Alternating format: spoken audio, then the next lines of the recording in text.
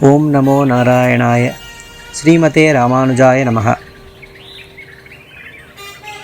அதிரும் கடல் நிறவண்ணனை ஆய்ச்சி மதுரமுலை ஊட்டி வஞ்சித்து வைத்த பதறப்படாமே பழந்தாம்பாலார்த்த உதரம் இருந்தவா காணீரே, ஒளிவளையீர் வந்து காணீரே.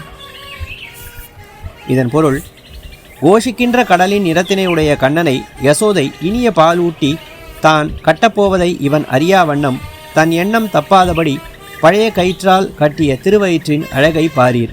ஒளிமிக்க வளையல்களையுடைய பெண்களே வந்து பாரீர்.